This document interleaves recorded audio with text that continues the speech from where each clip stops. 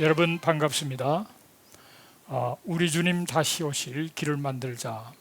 많이들 찬양을 하고 주님을 사모하지만은, 그러나 성경에 이스라엘을 이스라엘로 보고 이스라엘을 회복하는 것이 만왕 왕이 오시는 그 길을, 대로를 여는 것이라는 그런 그 믿음으로 열심히 기도하시는 왕의 대로 여러 우리 형제 자매님들에게 인사를 드립니다.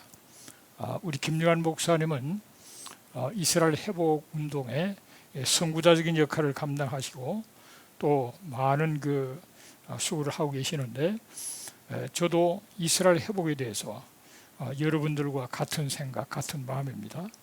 오늘 여러분들과 함께 말씀을 나누고 또 기도 제목을 나누면서 함께 은혜를 받기를 원합니다.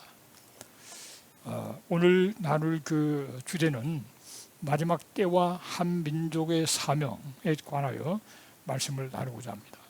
다음 11월 7일이면 갖게 되는 그 세미나에 관한 여러분에게 기도 제목을 좀 나누려고 합니다.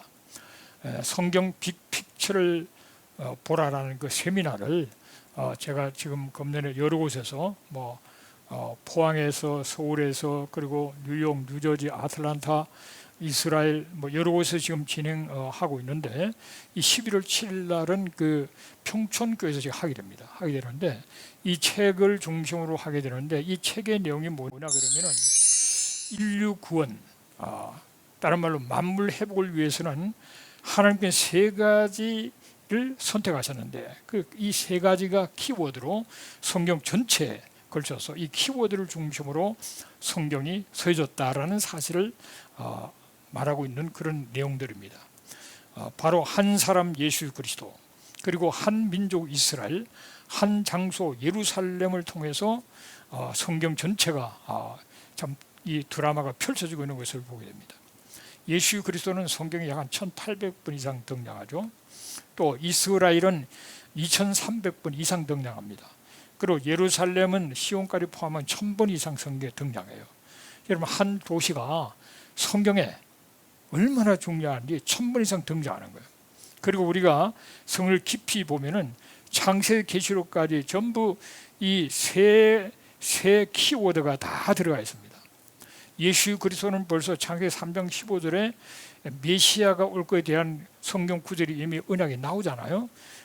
예수님은 새 예루살렘에서 왕으로서 시작부터 끝까지 예수 그리스도에 관한 얘기라고 볼 수 있겠고요.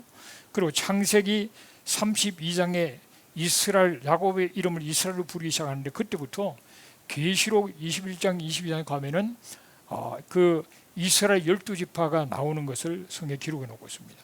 결국 이스라엘 한 민족의 스토리예요. 그리고 한 장소 예루살렘은, 지금은 시간이 없어서 말씀을 못 드리지만, 결국은 예루살렘은 더 깊이 들어가보면 에덴 동산 중앙이고 선을 알게 하는 나무가 있었던 곳, 생명이 있었던 곳이 바로 예루살렘입니다. 그 예루살렘, 그러니까 에덴에서 시작해서 계시록 끝까지, 계시록 마지막 계시록 21장 22장 얘기는 새 예루살렘 얘기잖아요. 성경은 예루살렘 얘기예요. 성경은 이스라엘 얘기예요. 성경은 예수 그리스도 얘기로 성경 전체가, 스토리가 연결되어 있다는 사실을 알게 됩니다. 이렇게 이 세 가지 키워드를 중심으로 성경을 관통하는 7가지 주제를 이제 정리를 한 건데요. 첫째는 하나님의 비전. 에덴에서 하나님 보이신 그 비전, 새 예루살렘 완전히 성취되는 그 하나님의 비전에 관한 얘기를 나누고요. 그 다음에 하나님의 전략이라는 측면의 성경 전체를 관통하는, 꿰뚫어 보는 그런 그 강의를 합니다. 이 성경의 전략, 하나님의 전략은 언약인데요.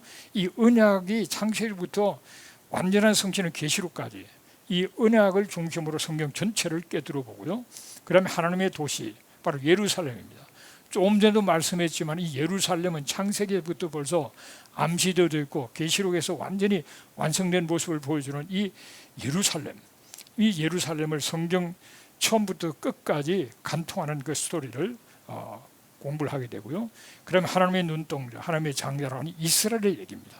성경 전체는 이스라엘이고, 이스라엘 민족을 통한 하나님의 구원 역사를 함께 배우게 되는 그런 강좌가 되는 것입니다. 원래 제가 이렇게 책이 나오기 전에 신학교에서 이스라엘 민족을 통한 하나님의 구원 역사라는 그 주제를 가지고 나누다 강의를 하다 보니까 이런 것들을 깨닫게 되고 정리하게 됐어요. 그 다음에 오한 하나님의 백성, 또 하나님의 때, 그리고 하나님의 나라, 이런 7가지 주제로 성경 전체를 관통하는 하나님의 그 역사를 경험하고, 마지막 절대 시간은 하나님 앞에 간절히 함께 기도하는 그런 시간을 갖는 그런 세미나를 가집니다. 여러분들이 이 세미나 잘대로 기도해 주시고요. 이 세미나는 11월 7일 10시부터 그러니까 오후 5시 30분까지 이 다양한 이 주제를 아주 집약적으로 가르치는 그런 시간을 갖게 됩니다. 목회자와 신학생, 그리고 평기도 지도자, 다 여러분이 평기도 지도자죠. 관심이 있고 이스라엘 사는 사람 다 평신도 지도자입니다. 또 앞으로 지도가 됐을 분들이에요. 참석할 수 있겠고요. 그다음에 참가하기 위해서는 그 전화번호, 뭐 문자로 혹은 카카오톡으로 신청할 수 있는데, 그 안내는 지금 나오고 있고요. 오시는 분들에게 선착순 100명에는 책을 선물로 드리는 그런 본부에서 그렇게 합니다. 이거를 여러분 잘 보시고 좀 많은 분들에게 좀 전달해 주시고, 또 여러분들도 동참하고 또 기도해 주시기를 바랍니다. 이런 뉴욕에서 모였던 모습인데요. 이 팬데믹 기간 동안에 모이니까 이렇게 모이기가 힘들고 그랬습니다. 이거는 그 몇 년 전에 팬데믹 전에 그 이스라엘 세미나 할 때 한 1000명이 서울 무학교에 모였는데, 지금 이제 팬데믹이 아직도 완전히 끝난 것 같지는 않지만은 그래도 이제는 좀 적극적으로 모여야 될 것 같아서 이 평촌교회에서 11월 7일 날 10시에 이제 모이게 됩니다. 이 교회 지금 그 화면에 나오는 분이 이제 이명석 목사님이신데요. 이 교회 적극적으로 도와서 지금 모임을 가지고 하는데, 이 사실 당에서 결정이 지난 주일날 이 결정이 됐어요. 교회가 크다 보니까 이 당에 모이는 것도 그렇게 쉬운 것 같지는 않아요. 원래 10월 첫 주에 좀 부탁을 한 건데 교회 사정에 있어서 지난주에 이제 결정이 됐어요. 그래서 지난주, 이번 주부터 지금 강구를 하고 있는데, 인간의 힘으로 될 수는 없고 기도하는. 저희 기도는 700명 이상 보내달라고 그렇게 이제 기도를 하고 있는데, 그런 기도점을 잡고 보니까 정신이 바짝 들어요. 야, 이거 큰일 났구나. 이건 정말 하나님이 하실 일이지 인간의 힘으로 되지 않는다. 이런 모임에 뭐 스스로 오는 경우 사실은 별로 없거든요. 뭐 다들 바쁘고 관심 없는 분들은 그렇거든요. 하나님께서 감동을 주셔야만 모인다고 생각하고요. 그래서 여러분들 함께 기도해 주시고, 이런 세미나가 바로 여름이나 저나 정말 이스라엘 바로 알리고 마지막 때를 바로 준비하기 위한 것이기 때문에 바로 여러분의 일입니다. 그래서 기도해 주시고 또 할 수 있는 대로 많은 분들에게 알려주시기를 부탁을 드립니다. 자, 이제 마지막 때 사건의 진행 과정을 뭐 다양한 성경 구절이 있지만 마태복음을 중심으로 한번 생각해 보려고 합니다. 이 이스라엘 회복, 마지막 때 일어난 일 가운데서 이스라엘 회복, 마태복음 24장에 32장 34절에 그 나오고 있죠. 그 말씀, 이 이스라엘의 회복으로부터 이제 마지막 때 사건이 진행됩니다. 이스라엘이 회복되는, 고토로 19세기 말부터 막 들어가기 시작, 지금 막 들어가고 있지 않습니까? 그러면 영적으로 메시아의 교회들이 일어나고 믿는 수가 늘어가는 이런 좀 참 민족적으로 그리고 참 그 다양한 면으로 지리적으로 그리고 영적으로 회복되는 그런 과정 속에 이 마지막 때는 이제 전개되는 겁니다.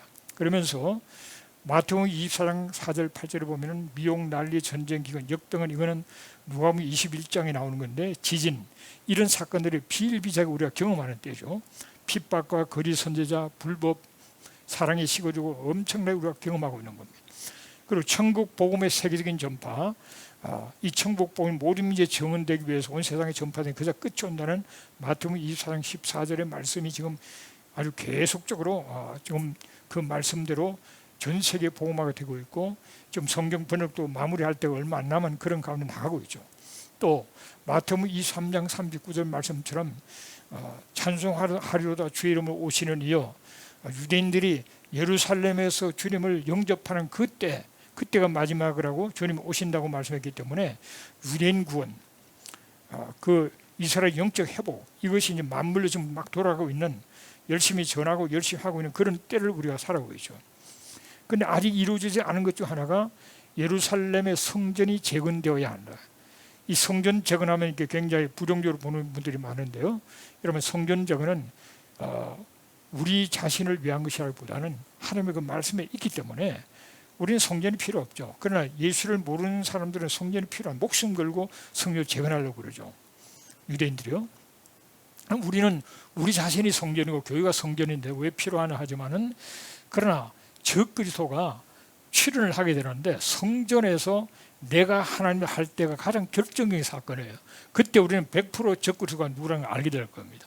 그런데 이런 사건들이 성경을 이제 통전적으로 봐야 되는데, 이런 사건들이 있기 위해서는 그 하나의 무대 장치입니다. 다 이것들이 마지막 때 있어야 될 일들이라고요. 그래서 이런 사건들이 생겨야 되고, 그리고 환란이 있다는 거예요. 우리도 환란을 경험합니다. 어떤 분은 환란 때 우리는 공중에 그냥 공중에서 주를 영접하고 혼인 장치에 있다고 그렇게 얘기하는데, 성경을 쫙 보면요, 우리가 환란을 통과합니다. 그러나 날수는 감한다 그랬어요. 환란 마지막 끝까지 가는 건 아니지만 그 전에, 얼마 전에 우리는 주님이 오실 것이고 우리가 휴거당하고 부활을 경험하고, 그럼 주님과 함께 이 땅에 임하게 되는 그때가 올 텐데, 그러나 그 마지막 얼마 감한 그까지 생각할 때 우리는 그냥 환란을 통과한다고 봐야 되는 거예요. 왜냐하면 이 성경에 보세요. 환란을 통과하고 그 다음에 천체 이변이 일어납니다. 천체 이변이 일어나고, 그리고 예수님께서 오시면서 부활과 휴거 사건이 일어나게 되고 주님이 재림하시게 되는 거예요. 그러니까 자연스럽게 마태복음을 중심으로 쫙 보면 그렇게 과정이 쭉 나옵니다. 특별하게 뭐 자연스럽게 나오죠. 그런데 이 조변에 이스라엘이 지금 회복되는 그 과정은 그런 짧은 시간에 이루어지는 것이 아니기 때문에 벌써 한 130년 전부터 본격적으로 알리아 운동이 일어나면서 진행되는 가운데 있죠. 그 가운데 이스라엘이 독립했고 예루살렘이 회복되고 지금도 물밀듯이 지금 들어가고 있잖아요. 지금 뭐 전쟁이 일어나고 우크라이나 전쟁이 일어나서 다양한 그 핍박받는 난민들, 이런 사람들 통해서 막 동서사방에 들어가고 있잖아요. 이런 여러 가지가 결국은 하나님께 이스라엘을 회복하는 과정이고, 들어간 사람들이 또 믿는 수가 자꾸 늘고 있는 그런 때를 우리가 살아가고 있는 거죠. 자, 그래서 좀 전에 이스라엘의 회복을 얘기했는데요. 무화과 나무 비유가 굉장히 중요합니다. 그래서 무화과 나무 비유를 배워라. 그 가지가 연하여지고 잎 사이를 내면 여름이 가까운 줄을 아나니, 이와 같이 너희도 이 모든 일을 보거든 인자가 가까이 있고 문 앞에 이런 줄 알라. 내가 진실로 너에게 말하는 이 세대가 지나기 전에 일이 다 일어날 것이다. 그렇게 주님이 말씀하셨습니다. 이 무화과 나무, 이 더 피그 트리, 이게 굉장히 중요한 건데, 옛날에는 저는 이거를 뭐 별로 그렇게 관심 없이 봤어요. 그냥 뭐 자연 법칙을 얘기하는 거 아니냐. 여름이 되면은 가지가 연할 잎사귀 내고, 그러면 여름이 오고, 뭐 그런 자연 법칙을 얘기하는 거지. 그렇게 생각했는데 그렇게 단순하지는 않습니다. 이 무화과 나무는 바로 이스라엘을 상징합니다. 미가서, 호세아, 예레미야 여러 곳을 상징하는데, 또 여름은 이스라엘에 있어서는 여름은 그 한 해의 끝이 여름입니다. 끝. 우리는 겨울이 한 해의 끝이잖아요. 여름은 끝이고 마지막 때 저염의 때를 상징하는 볼 수가 있습니다. 무화과 나무가 가지가 연하지고 잎사귀를 내고 살아난다는 것은 가장 정확한 사건은 이스라엘 독립이고, 그리고 귀환하는 것. 마치 죽은 마른 뼈다귀처럼 전 세계에 흩어져 있던 그들이 이제는 생명으로 다시 돌아오는 귀한 사건, 그리고 예루살렘을 회복하는 것. 이것이 무화과 나무가 죽었던 무화과 나무 다시 살아난 것을 보여주는 사건이라고 볼 수가 있습니다. 이 마태복음 그 21장에 보면은 주님께서 길을 지나가시다가 무화과 나무를 보시고 열매를 따라가는데 열매가 없었을 때 주님께서 그 무화과 나무를 저주해서 말라 죽어버리죠. 그런데 그때는 열매를 얻을 철이 아닌데, 그 앞뒤가 전혀 맞지 않는 행동이잖아요. 근데 그것을 통해서 상징적으로 보여주는 사건이에요. 그러니까 그때는 어피거출입니다. 어피거출이. 그러니까 한 무화과 나무를 보고 주님께서 열매를 따다가 열매가 없다 그러면서 저주를 하셨는데, 그 말라 죽었는데, 바로 지금 본문에 나오는 이 무화과 나무는 더 피거출, 그 무화과 나무예요. 그 무화과 나무. 말라 죽었던 그 무화과 나무가 다시 가지가 연해지고 싹이 나면은, 그때는 참 마지막 때가 왔다는 사실을 보여준다는 거예요. 그래서 우리가 이 모든 일은 전쟁, 기근, 전염병, 지진, 핍박, 적그리스도 그리스도인자 배교 현상, 이런 일들이 일어나면은 이 세대가 지나기 전에 일이 다 일어난다 그래요. 이런 일들이 이 세대가 지나기 전에, 이 세대가 그러면 언젠가, 저는 제 세대라고 생각합니다. 제 세대. 내가 살아있는 동안에 또 여러분들이 바로 이것을 다 목도하고 경험한 여러분들, 우리의 세대예요. 우리 세대. 그렇잖아요. 옛날에는 이런 일이 없었습니다. 벌써 이스라엘 독립이 이제 70 막 지났는데 그 전 세대는 이스라엘 독립, 이스라엘이 살아나고 독립하고 귀환하고 여정 회복한다는 것을 그들은 대부분은 상상도 못했어요. 대부분은 상상을 못했습니다. 그런데 우리 세대는 이스라엘 독립한 걸 우리가 눈으로 목도 안 봐요. 우리는 가서 땅을 밟을 수가 있고 지금도 끊임없이 알리아 운동, 알리아가 막 일어나고 있잖아요. 지금 그 누가 눈으로 보고 뉴스로 접하고 또 예루살렘이 회복되는데 성전사는 돌려줬지만은 이 성전사는 뭐 확보하면 금방 하는 거죠. 이런 상황 속에 있는 그런 사건들을 우리는 직접 보고 있는 바로 이 시대, 우리 세대란 말이에요. 이 세대가 지나기 전에 다 일어나는데 딱 한 가지 지금 일어나지 않는 게 있어요. 그게 뭐냐? 적그리스도가 아직 등장하지 않은 겁니다. 적그리스도. 적그리스도가 등장하면은 이건 마지막 때라는 것을 가장 분명히 확신할 수가 있게 되어진다. 그렇게 볼 수가 있겠죠. 자, 이 적그리스도가 불법의 사람 멸망의 아들인데 미혹되지 말라. 배교하는 일이 있고 배교하는 일이 있죠. 지금 얼마나 많습니까?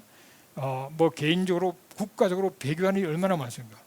그러나 불법의 사람 멸망이 나타나기 전에는 그날이 이르지 않나요? 불법의 사람 멸망, 이 적그리스도가 나타나기까지는 배교 이런 현상이 일어나고 수많은 미혹과 뭐 수많은 전쟁과 있어도 멸망의 아들이 나타나기 전까지는 그날이 오지 아니라. 그러니까 적그리스도가 등장해야 그날이 온다는 사실을 알게 됩니다. 그럼 적그리스도가 자기를 높이고 하나님의 성전에서 내가 하나님이라고 할 거라는 거예요. 그래서 이거는 하나의 상상인데 적그리스도는 탁월한 인물로 등장할 것이다. 그렇게 보는데 계시록과 이게 다 연결시켜 보면은 이 사람은 적그리스도는 추상적인 세력의 어떤 집합적인 개념을 얘기하는 게 아닙니다. 명백한 종말론적인 사람이고 자기를 높이고 자기를 하나님을 주장하는 사람이고 메시아를 데려가는 마지막 정복자입니다. 반유대주의, 반성경적 시대 정신을 반영할 건데 유대인들에게서는 그걸 또 속일 거예요. 이 반유대주의, 반성경적으로 될 수밖에 없는 것은 전 세계적인 영향을 미치는 사람이니까 시대적인 반영하지만은 그러나 유대인들이 볼 때는 그들을 속여서 자기 편인 줄 알 거야. 이 반기독교적 세계 정부를 세울 거라고 보는데 계시록 여러 말씀을 통해서 또 다니엘서를 통해서 이건 아마 유럽 연합과 그리고 글로벌 전 세계적인 이 구조하고 연결된 그런 하나의 정부가 아닐까 그렇게 이제 상상을 해보게 되어집니다. 반기독교적 세계 정부를 참 등였고 무적의 지도자로 등장한 사람이 적그리스도다. 그렇게 이해를 하게 됩니다. 또 마지막 때의 사건 가운데 에스겔 38장 39장에 곡과 마국 전쟁이 있어요. 곡과 마국 전쟁. 그 전쟁의 전쟁을 정리해서 요약해서 말씀을 드린다면은 곡의 연합군인 그 친러시아, 친이슬람, 반이스라엘 세력들이 합력해서 공격할 것이다. 또 그 주도 세력은 러시아와 이란과 터키가 주도 세력이 될 것이고 그러나 하나님의 초자연적 도움 속에 이스라엘이 승리하게 될 것이다. 이 곡과 마국 전쟁의 하나의 내용입니다.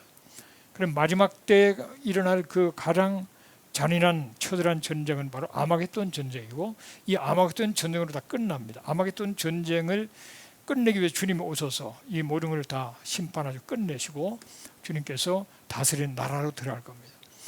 스가랴서 14장 2절 3절에 보면은 내가 이방 나라들을 모아 예루살렘을 사오게 한다 그래요. 이방 나라들이 연합군이 예루살렘을 공격하게 된다. 그러나 이것은 하나님이 허락하시는 거예요. 그리고 공격하는 가운데 주님이 오셔서 그날에 그의 발이 예루살렘 앞고 동쪽 감람산에 선다 그래서 동쪽 감람산에 주님이 솟아서 주님이 직접 관여하셔서 이 전쟁을 끝내는 그런 자로 나간다는 사실을 말합니다.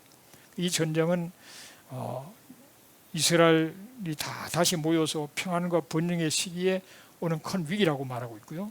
또 적그리스도와 평화 조약을 맺고 그것을 3년 반 만에 파기한 후에 오는 전쟁이라고 얘기할 수 있고, 이스라엘과 예루살렘으로 여러 나라들이 진격을 하게 될 것이고, 그때 다윗과 예루살렘의 주민들이 은총과 구원의 날을 맞이하면서 그들이 정말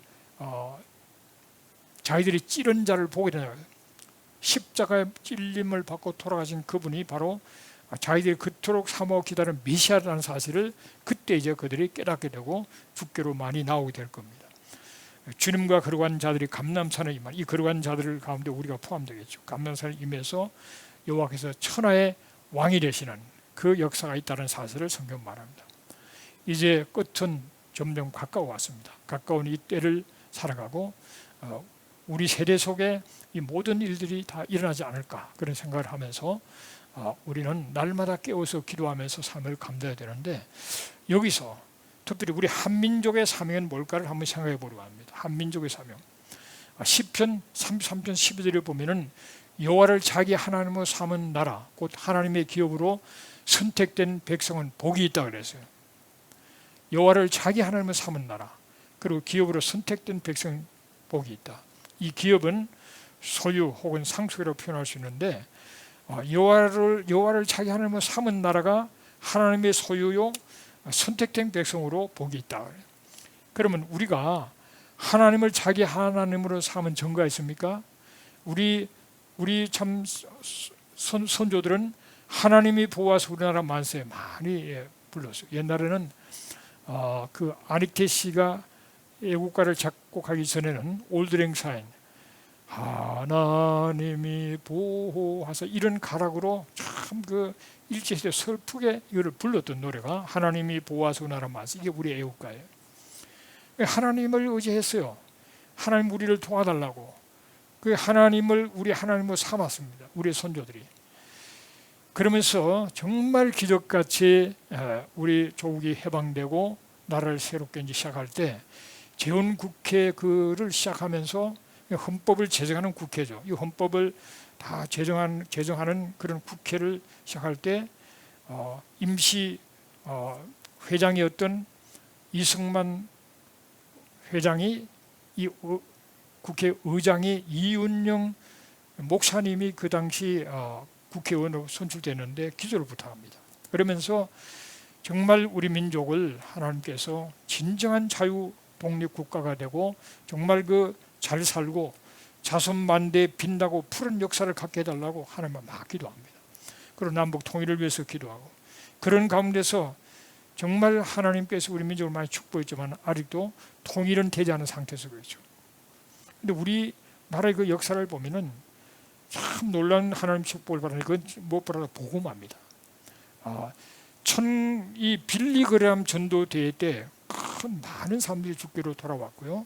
그리고 74년도 엑스폴로 때 전 민족적으로 참 복음을 많이 전했고, 77 민족 복음화, 그러면서 세계적인 교회들이 등장합니다. 전 세계 가장 큰 교회, 가장 큰 장로교, 가장 큰 그 감리교, 가장 큰 침례교, 성결교, 각 교단마다 세계에서 가장 큰 그런 교회가 한국에 있는, 그리고 전체적으로 가장 큰 교회가 한국에 있는 엄청난 그런 정말 한 민족에 그렇게 정말 그 복음화가 강력하게 일어난 것은 의뢰가 없을 정도로 큰 그 성장을 하게 되는 그런 그 복음화의 축복이 있었고요. 그러면서 1960년에 90년도 사이에 한국의 이 산업화, 한국 경제적인 발전을 한강 기적이라고 하지 않습니까?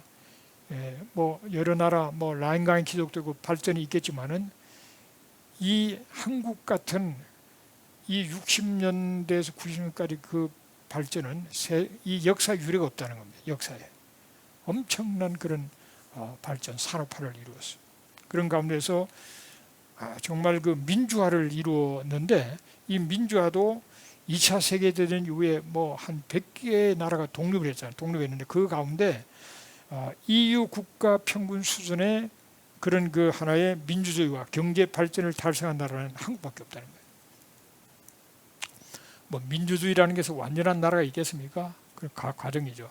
그러나 그래도 어느 정도 인정할 수 있는 그런 민주주의를 이룬 나라가 한국이라는 거죠. 그 경제 발전하는 나라. 참 그 가운데 많은 사람들이 수고하고 고생하고 월남 전쟁에 가고 독일의 강부로 간호사로 가고 또 중동 그 뜨거운 데 가서 일하고 정말 열심히 우리의 참 선진들이 그렇게 수고하는 가운데 나라가 산업화가 되고 민주화가 되는 그런 큰 축복을 받았습니다. 이제 복음 통일이 아직 되지 않아서 우리 시대에 이제 조만간에 복음 통일이 되는 역사가 있게 될 줄로 믿습니다. 우리 한민족은 지금 남북 또 해외 디아스포라 한 8,500만이라고 보죠. 그리고 180개국의 디아스포라로 나가 있는 한인들이 한 750만 된다고 그럽니다. 어쨌든 가장 많은 나라의 디아스포라로 나가 있는 민족이 한민족이다. 그렇게들 얘기를 하죠. 한인 디아스포라 교회가 약 한 5천 개가 있어요. 가는 곳곳마다 한국 사람들은 교회를 세워요. 교회. 몇 사람만 모이면은 무슨 교회를 자기들이 모이면서 목사님 초청하고 교회를 세우고 또 열심히 지나쳐서 또 세워서 가다가 또 뭐 교회가 나눠지기도 하고 그러면서 한 5천 개 교회가 생겨요.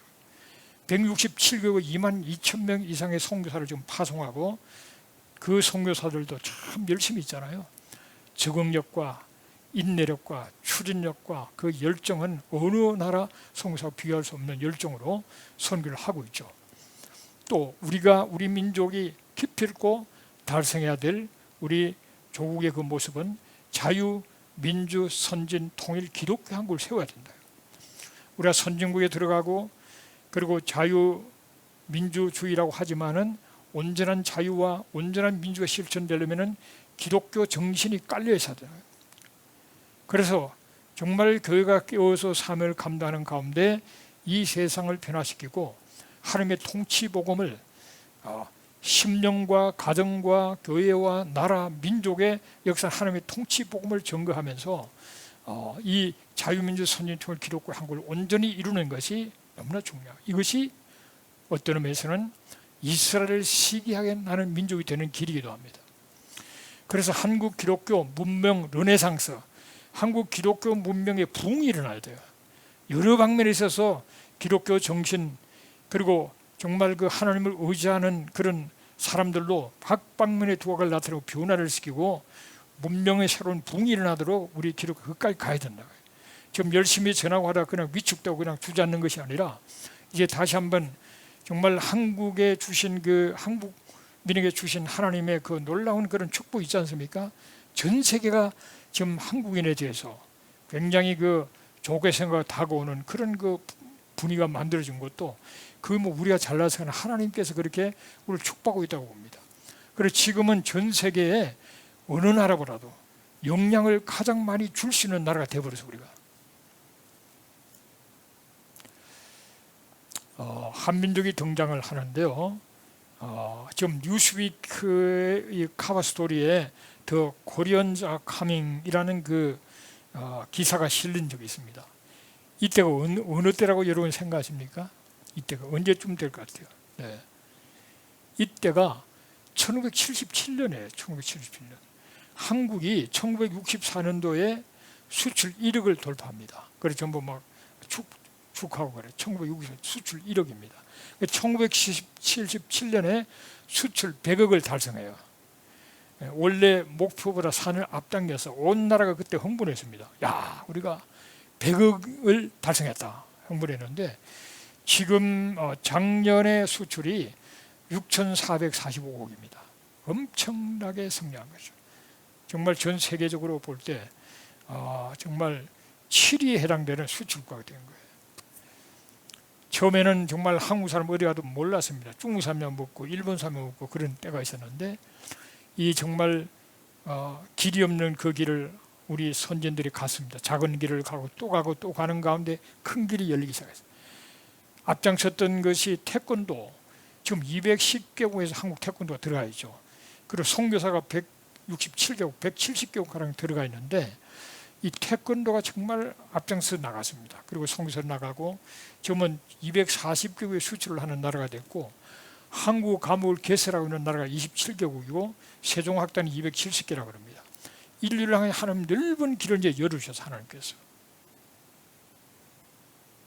제가 미국 온 지 꽤 됐는데 제가 처음 올쓸 때에도 정말 우리의 위상은 낮았습니다. 그러나 지금은 놀라운 그런 위상을 갖고 있는 것을 보고 지금 우크라이나 전쟁을 이러면 이 전쟁에 얽힌 이 사건을 가운데서 보면은 한국의 무기를 전부 달라고 야단들이잖아요. 또 원전에 가장 뛰어난 기술을 가지고 있고 반도체 뭐 하나님께서 특별한 그런 축복을 주고 계신 거죠. 특별히 2021년은 대한민국 역사의 획을 긋는 해인데요. 유엔 무역개발협의회에서 한국을 선진국으로 인정을 했습니다. 승인을 했어요. 여러분 이런 1964년도에 유엔 무역개발협의회가 시작됐는데 창립 이래 처음 사례라는 거예요. 그래서 여러 나라 민족들에게 모범이 되는 케이스가 된 겁니다. 우리 민족이. 그리고 한류와 이 문화 콘텐츠는 전 인류의 3분의 2에게 희망을 주고 모범이 된다고 그래요. 전 인류에. 그 구매력 기준으로 1인당 GDP가 일본을 우리가 추월했다고 합니다. 그리고 1인당 GDP가 이탈리아를 추월했고 무역 규모는 영국을 추월했고요. 군사력은 6위, 결함이 있는 그 민주국가에서 이제는 인정받는 민주국가로 우리가 그렇게 인정을 받고 있습니다. 그런데 한국의 그 문화 콘텐츠가 정말 다양한 방면으로 가요와 드라마와 영화와 참 소녀팀, 소년팀들 다양한 그런 그 사람들이 나가서 한국 문화를 소개하고 전 세계가 그게 아주 취하도록 만들어요. 이스라엘도 이렇게 가보면은 한국 사람을 좋아하고 한국 문화, 한류에 빠져있고 한국말을 배우는 젊은이들이 많은 걸 봅니다. 전 세계적으로 그런 분위기로 되어 있는 것은 정말 하나님의 특별한 그런 역사가 아닌가 그런 생각을 하게 되는데요. 이 강대국은 오히려 이렇게 잘 맥혀들어가지 않아요. 강대국에 가면은 도움을 받고 있으면서도 자기들을 이용할 것 같고 차관 좋지 않은 그런 기억들이 많습니다. 그런데 우리나라는 강대국도 아니고 그러면서 실질적인 또 힘은 있고 지혜가 있고 실제로 여러 나라의 많은 걸 도와주고 있잖아요. 그래서 한국 사람들은 은하들이 좋아하고 한국 비자로 그냥 들어갈 수 있는 나라가 미국 비자보다 훨씬 많죠. 그 정도로 한국 위상이 높아진 그런 가운데 있는데 저는 궁금해서 물어봤어요. 어떻게 한국의 그 드라마 이런 게 그렇게들 중동 지역이나 아시아나 다 이렇게 그걸 좋아하는지 이해가 안 된다. 뭐가 그렇게 좋으냐 물으니까 그 속에 포함되어 있는 그 배려 정신이야, 배려. 사람을 배려할 줄 알고 정말 사람을 소중히 여기고 배려하는 이런 것들이 깔려 있다는 거예요. 그런 것들이 눌린 사회에서는 그런 것들이 굉장히 특별히 중동 지역에는 여성들이 막 눌려있잖아요. 근데 그게 굉장히 참 위로가 되고 좋게 그렇게 느껴지나 봐요. 그리고 이 좋게 보면 다 좋아 보이잖아요. 생김도 좋아 보이고 옷도 좋아 보이고 나라가 전체적으로 좋아 보이고 또 음식에 대해서 굉장히 좋은 반응을 많이 보이고 이게 하나님의 큰 어떤 역사라고 봅니다. 그런 가운데 우리에게 하나님은 더 많은 사명을 감당할 길을 열어주시는 거죠. 그 방면에 북한은 바로 사단이 아주 집중적으로 공격하고 영적으로 육적으로 얽매고 있는 나라가 우리의 동족이 사는 북한입니다. 북한. 세습 독재, 영셈탑 우상화, 우상이 3만 5천 개 된다 그러죠. 그리고 주체라는 것은 이게 세계 10대 종교 안에 들어가는 이 종교는 마찬가지입니다. 주체상이라는 게. 그리고 핍박, 최대 인권 침해국이고 최대 박해국이 바로 북한입니다. 그 사탄이 완전히 포로가 되어 있어요. 그러면서 어떻게 하면 한국을 집어먹으려고 계속해서 우리를 공격하고 있는 그런 모습입니다. 한국을 어떻게 하면 공산화시킬까 하는 마치 그것을 위해 사는 것 같고 오늘 희생해서라도 원자 폭탄을 만들어서 그냥 협박해서 한국을 먹으려고 그렇게 몸부림을 치고 있는 그런 모습을 보게 됩니다. 그런 남한은 정말 우리가 하나가 되어서 많은 축복을 받았는데 나가면 굉장히 힘이 들 텐데 이념 자체가 혼란이 일어났어요. 보수, 진보, 좌우하면서 이렇게 서로가 이념의 혼란이 일어났습니다. 이념의 혼란. 여러분, 이 공산주의 사회주의는 이미 실패했다는 게 역사가 다 증명하고 있는데, 그거를 역사의 뒷다리를 붙들고 좀 그것이 옳다고 생각하는 사람이 꽤 많아 있어요. 그리고 만연해 있는 부정부패, 그리고 우리가 민주주의를 하고 있다고 하지만 너무나도 병든 부분이 많은 그런 가운데 있는 것을 보게 되고, 이 포퓰리즘이라는 게 망하는 그 지름길이거든요. 포퓰리즘. 열심히 살고 도전하고 하는 이런 것보다는 그냥 그냥 얻어먹고 살겠다는 사람이 자꾸 많아지면은 나라는 망하는 거죠. 그리고 성적인 문란과 그 동성애도 인정하고 자꾸 이상한 쪽으로 나가고 있잖아요. 성경적으로 반대로 나가고 있고, 나라가 망하는 가장 그 확실한 것은 인구 감소입니다. 인구 숫자가 줄면 나라가 서서히 망하는 거예요. 일하는 사람이 적어지고, 일하는 사람이 적으니까 생산이 떨어지고, 그러다 보니까 그러면 점점 줄어들어서 나라가 그냥 망합니다. 이런 그 많은 문제들이 있는데, 이거를 우리가 이 시대 속에 그가 앞장서서 뚫고 나가서 우리 정말 대한민국이 정말 북한과 함께 앞으로 통일도 하고 전 세계 영향력 있는 국가로 하나님을 쓰임받기 위해서는 우리의 더 간절한 기도가 필요하다고 생각되고 있습니다. 여러분, 이 보십시오. 한때에 이 공산화가 베를린에서부터 시작해서 평양까지 약 한 10,000km가 된다고 그러는데요. 완전히 이 공산 제국을 만들어서 한 대륙 전체를 공산화의 대륙을 만들려고 했는데, 이 한반도에서 딱 서타게 됐어요.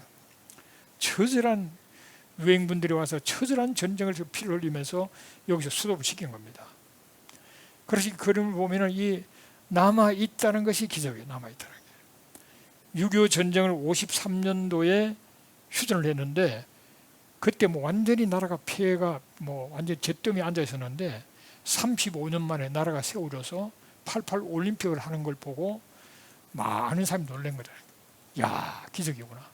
한국에 전쟁 때 와본 사람은 이거는 있을 수 없는 기적이다, 그렇게 다 생각하고, 특별히 동구 공산권에 있는 사람들이 와서 보고 한국은 항상 가난한 거지들만 사는 나라인 줄 알았는데, 이 자유민주주의 국가로서 이렇게 나라가 발전했다는 것을 보면서 자기들의 그 공산주의하고 비교를 하기 시작하면서, 공산주의는 너무 점점 어려지는 가운데 있다 보니까 굉장히 소련이 참 공산당, 이 구소련이 붕괴되는 데서 아주 결정적인 역할을 했다고 그러죠.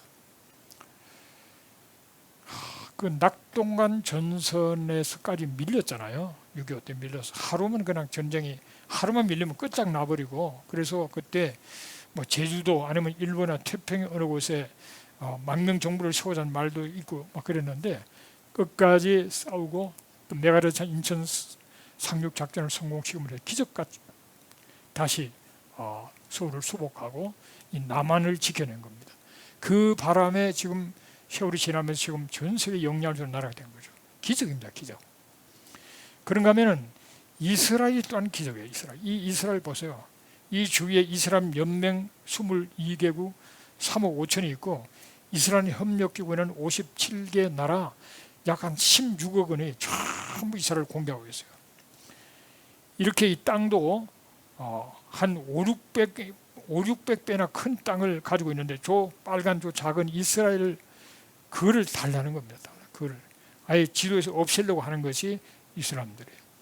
이런 가운데 살아있다는 자체가 이거 기적이죠.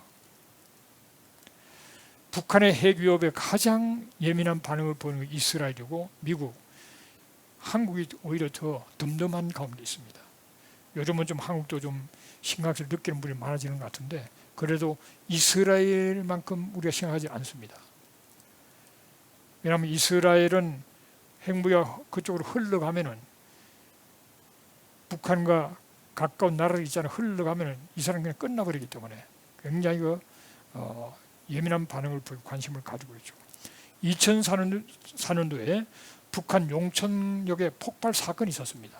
그때 도시 40%가 날아갔고 150명이 사망하고 1,300명 부상을 입었어요. 그 당시 그 시리아 핵과학자 12명이 사망을 합니다. 그런데 나중에 알고 보니까 이스라엘 정보기관 모사드에 만든 사건이었다, 이렇게 드러났죠. 2007년도에는 시리아 오스리크 핵시설을 원자로를 폭격을 해버립니다. 이스라엘에서. 그때 북한 해역과학자 10여 명이 사망을 했습니다. 왜냐하면 이스라엘 주변국이 핵무기를 가지면 멸망하는 것을 자기들이 알기 때문에 그들은 미리 선제 공격을 하는 거죠. 이 이스라엘과 한국과 미국은 특별한 그런 관계 속에 있습니다. 이스라엘은 미국 없이는 독립도 못했고 또 유지를 못했을 겁니다. 미국이 늘 그 이스라엘 독립에 대해서 유엔에서 투표할 때도 적극적으로 밀었고요. 그 뒤로도 계속적으로 뒤에서 도와줘서 이스라엘이 유지가 될 수 있도록 해준 나라고, 한국도 마찬가지죠. 미국의 도움 없이는 우리 한국이 독립을 못했습니다. 식민지에 들어 있어요. 남은 지배를 받았을 겁니다. 미국의 도움 속에 또 우리 독립운동가들의 그 정말 수고 속에 한국은 독립을 하게 됐고, 그리고 바로 전쟁이 났을 때 미국이 가장 유엔 16기 왔지만 사실은 미국이 거의 다 하다시피 했죠. 미국 정말 많은 군인들이 3만 명 이상의 젊은이들이 한국 땅에 와서 정말 어느 곳에 있는지도 모르는 와서 거기서 죽었어요. 그래서 한국을 지켜냈고, 또 그런 가운데서 그보다도 더 먼저는 바로 미국의 선교사들이 한국에 복음을 심어줬잖아요. 한국을 지켜냈고, 그들의 기도는 그리고 보이지 않게 뒤에서 도우는 역할은 계속 진행되고 있는 거죠. 그러면서 미국은 한국의 경제도 많이 도와줘서 한국의 경제 부흥에 도움이 많이 됐죠. 때로는 서로가 나라끼리 이렇게 서로가 일이 상충돼서 티격태격 하는 수도 있고, 또 사람에 따라서는 어떤 사람에 따라서는 야비한 사람도 있고 뭐 어느 나라 다 그렇습니다. 그렇지만은 이 기본 정신, 이 주류가 어떤 생각하냐가 중요하죠. 미국은 그래도 한국을 사랑하고 지키려는 사람들이 많이 있습니다. 이스라엘, 한국, 미국은 특수한 관계. 또 미국이 많은 나라를 도와줬지만은 한국처럼 이렇게 정말 진정 자유민주 국가를 이루고 산업화가 된 나라가 한국밖에 없다. 또 미국의 선교사 많은 선교를 했지만은 한국에서 선교 최고의 선교를 그린 한국이에요. 굉장한 관련이 있습니다. 미국 선교사들이 한국에 복음을 전해주고, 해방도 미국의 역할이 컸고요. 6.25 경제올라 한미군사동맹, 참 한미군사동맹도 한미 서로 상호 방위 조약이잖아요. 서로가 공격받으면 서로가 같이 방위한다는 거잖아요. 말이 안 되는 거죠. 이승만 대통령의 정말 탁월한 국제 감각으로 만든 거예요. 한미 상호 방위가 서로 지킨다는 거예요. 이스라엘은 우리에게 말씀을 전해주고, 이스라엘 통해서 예수님이 이 땅에 오셨고, 또 이스라엘은 잠재적인 기독교 국가입니다. 로마서 11장 26절에 그래야 온 이스라엘이 민족적으로 구원을 받는 날이 온다 그랬어요. 이스라엘은 잠재적인 기독교 국가, 저는 기독교 국가로 보고 있습니다. 미래를. 1832년에 한국의 개신교 선교사로 최초로 선교사로 온 사람은 귀철라프입니다. 1984년에 알렌, 85년에 언더우드 앞에 왔지만 그보다 그 전에 와서 고대도에서 복음을 전하다가 갔는데 폴란드계 선교사예요. 1895년도에 알렉산더 피터스가 구약 번역에 가담했기 때문에 한국의 번역이 잘 됐다는 거죠. 러시아계입니다. 상해 임시정부가 이 오피스를 못 얻어서 했을 때 유대인들이 사는 게토 지역에 거기서 사무실을 얻게 되었습니다. 이승만 대통령의 영부인 프란체스카 여사가 오스트리아계 유대인이죠. 메가드 원서는 스코틀랜드계 유대인이고, 유대인들이 약 한 6.25 한 4천 명 이상 참전했다고 합니다. 미국군에 영국군이나 유대인들이 참전했고, 또 우리에게 의료진을 파견했죠. 이스라엘 자체가 군대를 파손하려고 했어요. 그래서 벵구르는 그걸 주장했는데 강요들이 막아가지고, 왜냐하면 자기들도 지금 전쟁 중에 있었기 때문에 의료진을 파견했습니다. 이스라엘은 한국에 대한 독특한 그런 사랑을 갖고 있는 나라예요. 그래서 저는 감히 얘기합니다. 이스라엘, 대한민국, 미국은 자유민주 선진 기독교 삼각 동맹 국가처럼 우리가 함께 나가야 된다는 거죠. 우리 영적으로 엮어져 있고, 그리고 자유민주주의라는 체제, 그러한 면에서 연결되어 있고, 또 가장 앞선 그런 기술과 문명을 갖고 있는 이 나라가 하나가 돼야만 하나님 나라를 위해서 서로가 긴밀하게 힘을 합쳐서 나가야 된다는 것이 제 생각입니다. 이렇게 되는 것을 방해하는 사단의 역사가 있죠. 일부 좀 생각이 짧은 사람들은 이런 것을 별로 중요해서 아니고 오히려 바이든 같이 뭐 동맹하면서도 뒤통수 치고 그러면 안 되죠. 동맹은 서로 윈윈하고 같이 살고 같이 힘을 합쳐야 되는데, 그러나 그런 부류의 사람들 때문에 미국 자체를 우리가 혐오하는 그런 필요는 또 없는 거죠. 미국은 여전히 한국을 사랑하는 사람들, 이스라엘이나 대한민국을 다 보면은 서로를 사랑하는 사람들이 다 있습니다. 여러분 광화문에서 이제 자유 민주 그런 우파에서 데몬스트레이션을 할 때 보면 한번 미국 국가하고 태극기하고 이스라엘 국기가 한번 간 적이 있죠. 그래서 다들 이게 뭐야? 전 세계가 놀라서 왜 이스라엘 국기가 저기 등장하는가? 저는 그거를 굉장히 의미 있게 봤어요. 이스라엘, 대한민국, 미국은 같이 가야 된다. 같이. 방해하는 사람들은 좀 밀어제치고 정말 하나님 나라를 사랑하고 자기 조국을 사랑하는 사람들끼리 이 세 나라 같이 함께 나가야 된다. 그렇게 말씀을 드리고 싶습니다. 위치상도 보세요. 코리아, 이스라엘, 아메리카 같은 이 지구의 가장 중앙을 쫙 연결되어 있습니다. 이스라엘보다는 대한민국이 조금 크죠. 대한민국이 좀 크고 미국은 좀 더 크고 이 세 나라가 이렇게 쫙 특별하게 이렇게 되어 있어요. 특별히 한민족의 사명은 이사야 55장 5절에 보면은 보라 내가 알지 못한 나라를 내가 부를 것이며 너를 알지 못하는 나라가 내게 달려올 것이다. 그렇게 말했죠. 이 알지 못하는 나라, 이 유대인들이 안다, 히브리에 안다는 것은 경험한다 거죠. 내가 경험해 보지 못한 나라, 너를 경험해 보지 못한 나라가 부르고 달려온다는 겁니다. 이 경험해 보지 못했다는 게 뭡니까? 유대 공동체가 없었다는 거예요. 유대 공동체가 있으면 같이 살아보고 경험했을 텐데 우리는 그런 유대 공동체가 우리나라는 없었어요. 대부분의 나라는 유대 공동체가 있고 또 공세가 있으면서 서로가 정말 공격하고 여러 좋지 않은 역사를 많이 남겼는데 우리는 아예 유대 공동체가 없기 때문에 알지 못하는 나라예요. 알지 못하는 나라를 내가 부를 것이다 그랬어요. 이스라엘 향하여 알지 못하는 나라. 지금 이스라엘에서 한 민족을 굉장히 코를 하고 있죠. 우리를 도와달라. 그러면 너를 알지 못하는 그 나라가 내게 달려온다. 우리가 얼마나 한국 크리스찬들이 이스라엘을 많이 가고 그들을 많이 도웁니까? 그 모습을 보여주고 있는데 여기 나라라는 말은 고의라는 뜻인데 고의라는 단어는 이방 나라를 뜻하면서 제대로 조직과 체계를 갖춘 국가입니다. 아무 조그마한 어떤 나라가 아니고 조직과 체계를 갖춘 국가. 적어도 OECD 38개국 정도 그 정도 안에 들어가는 나라라고 볼 수 있는데 그 38개국 가운데 유대 공동체가 없었던 나라는 한국밖에 없다는 거예요. 한국. 그래서 여기서 내가 알지 못하는 한국이다 이렇게 주장을 합니다. 그래서 한국 사람과 이스라엘은 굉장히 밀접한 그런 관계가 있고요. 그래서 메시아닉 교들이 한국 교회를 위해서 한국은 기도하는 교회를 알기 때문에 많은 기도를 부탁하고 또 알리아 운동하는 데 필요한 모든 기도와 물질적인 지원도 많이 요청하고 또 우리가 많이 하고 있는 그런 관계 속에 있던 거죠. 그래서 우리는 이런 관계 속에서 영적 전쟁을 위해서 우리가 기도해야 됩니다. 영적 전쟁입니다.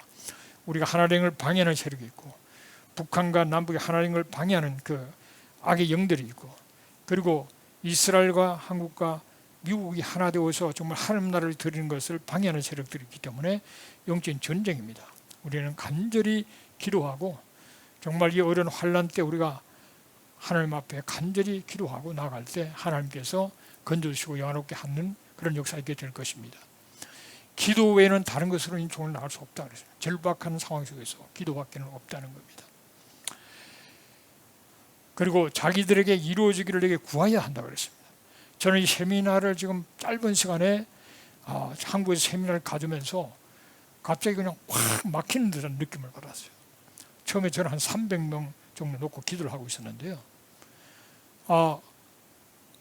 어떤 분들이 그래요. 우리가 입을 좀 크게 벌려야 되지 않냐. 700명 놓고 기도하자. 그래서 그렇게 합시다 해놓고 보니까 아찔한 거예요. 강구할 시간도 없고 지난주에 결정이 됐는데 곧 11월 7일 날 바로 하는 거니까 알릴 시간도 별로 없고 여러 가지 해서, 그러나 한편으로 생각할 때 내가 할 수 없을 때 하나님을 더 의지해야 되고, 또 그럴 때 하나님이 하신다는 걸 보여줄 수 있는 기회가 되고, 이거는 이루어지는 것은 바로 하나님이 직접 100% 하신 것이다, 그렇게 인정을 할 수 있기 때문에 그렇게 믿음으로 나가고 이제 기도하고 있습니다. 여러분도 기도해 주시기를 바랍니다. 자유민주 선진통일 기독교의 한국을 위해서 기도해야 되고요, 모든 민족을 위한 기도 사역을 감당하는 우리 한국교회가 되기를 위해서, 모든 민족을 위한 회복 사역을 감당하는 민족이 되기 위해서, 모든 민족을 위로하는 민족, 모든 민족을 위해서 복음을 선교 사역을 감당하는 이 민족이 되는 것을 위해서 우리가 간절히 기도해야 됩니다. 제가 세미나 하면서 얘기하는 바로 이런 얘기들이에요. 성경 전체를 꿰뚫어 보고, 그리고 정말 이스라엘의 그 중요성을 알고, 또 우리 민족의 사명이 뭔가를 깨닫고 우리 한 마음으로 나가기 위해서 이제 세미나를 하는 것입니다. 여러분이 이 세미나를 위해서도 기도를 많이 해주시기를 부탁을 드립니다. 여기 보면은 그 신청 방법이 나가 있고 11월 3일이 마감입니다. 며칠 안 남았죠. 이거는 팬데믹 때 모인, 이렇게 팬데믹 때 모이기가 어려워서 모인 그 뉴욕에서 모였던 거고요. 이거는 팬데믹 전에 모였던 그 이스라엘 세미나입니다. 이제 오늘 이 세미나는 이제 저자 세미나로 11월 7일 날 10시 평촌교회에서 오후 5시 반까지 이제 진행이 됩니다. 여러분들께서 간절히 기도해 주시고, 기도뿐만 아니라 여러분이 생각나는 분들에게 자꾸 이렇게 홍보를 좀 해주셔서 많은 분이 동참할 수 있기를 바랍니다. 함창을 많이 부르죠. 그는 다니엘의 기도 방법이죠. 주여 들으소서, 주여 용서하소서, 주여 길을 행하소서, 들으소서, 용서하소서, 행하소서. 이 기도를 우리가 하면서 정말 그 우리 민족이 자유민주 선진통일 기독 한국을 이루어서 이스라엘 시기할 뿐만 아니라 정말 이스라엘과 미국과 하나가 되어서 서로를 도우면서 주님 오실 그 길을 예비하는 그런 자리로 나가야 되겠고, 이를 위해서 갖는 이 세미나도 축복해 주시고, 또 우리 왕의 대로 공동체를 축복해 달라고 우리가 기도를 해야 되겠습니다. 운동을 일으키는 글로벌 기독교 문명으로 불쏘시가 되어서, 그래서 우리를 고치시고 살리시고 충만케 하시고, 특별히 우리의 자녀들을 축복하시고 다음 세대를 이끌어 갈 수 있도록 해달라고 우리 하나님 앞에 주여를 3번 외치고 간절히 기도하겠습니다. 주여, 하나님 아버지, 오늘의 불쌍히 우리의 기도를 들어주시고 우리 은혜를 베풀어 하나님 역사에 주옵소서. 우리의 기도를 들어주시옵소서. 우리를 용서해 주시옵소서. 하나님 우리의 기도를 들으시옵소서. 행하여 주시옵소서. 우리를 고쳐주시옵소서. 내 심령을 고쳐주시고 새롭게 하시고 우리 민족을 하나님 새롭게 만들어주시고 이스라엘 회복에서 신하는 그런 교들이 되도록 하나님 도와주시고 이스라엘 지혜를 주어 간절히 바라고 합니다. 하나님 주신 사명을 감당할 수 있도록 제대로 함께 해주시고 하나님의 말씀에 불의 역사를 체험하고 불같은 성령차를 체험하는 가운데 마지막에 우리 민족을 하여 주신 사명을 우리가 감당합니다. 우리 교회를 살려주시고 교회를 깨우쳐주시고 하나님의 뜻을 이 시대에서 바로 깨달아서 하나님 원하시는 본을 온전히 감당해 나갈 수 있도록 하나님 도와주시기를 간절히 바라옵니다. 우리 한 사람을 하나님 변화시켜 주시고 우리 한 사람 한 사람을 통해서 뜻을 주시고 용과를 가르치기를 간절히 바라옵니다. 이 시대 속에 하나님의 때에 하나님의 모습을 알게 해주시고 하나님께서 원하시는 본을 한번 믿음으로 충고하며 감당할 수 있도록 하나님 능력으로 함께해 주시옵소서. 말씀의 능력으로 충만케 하시고 성령의 능력으로 충만케 하시고 귀한 사명 감당해 나갈 수 있도록 인도해 주시기를 간절히 바라옵니다. 아버지의 교회 개발하시고 공동체 일어나서 아버지 하나님의 천국복을 증거하며 이 세상에 다시 한번 새롭게 만들어낼 수 있는 만남 교회들이 정식으로 전 민족을 축복하셔서 하나님의 기뻐하시는 자유민주 선진 그런 아버지 참으로 통일을 만드는 것이 있도록 나무리 하나가 될 수 있도록 이를 올리고 매는 악한 원수의 그것을 끊어주시옵시고 하나님의 끊어주시옵시고 아버지 하나님의 북한의 변화의 역사를 나가게 도와주시고 악한 체제가 무너지게 만들어주시고 북한의 놀라운 변화석에 북한이 아버지 하나님의 세력을 하시고 북한을 구원시켜주시고 북한을 해방시켜주시고 남북이 하나가 되어서 남북 사람들 그리고 전 세계 모든 친구의 손에 되었으라 우리 민족을 향하신 하나님의 뜻을 알고 하나님 머릿속에 우리의 자녀들 더불어 지켜보신 하나님을 위해서 달려가는 역사가 있도록 하나님 도와주시기를 간절히 바라옵니다. 아버지 이번에 아버지 평통으로 받게 된 11월 7일 받게 된 아버지 성날을 하나님 축복해 주시옵고 7년 이상 하나님의 은혜를 부어주셔서 함께 하나님의 집에서 하나님의 뜻을 따라 하나님의 그 비전이 무엇이며 하나님의 전략이 무엇이며 하나님 무엇을 원하시는 일을 깨닫게 만들어주셔서 함께 깨닫고 함께 힘을 보내서 주님 오신 그 길을 준비하는 자로 나갈 수 있도록 하나님 도와주시고 인도하시고 역사해 주시기를 주여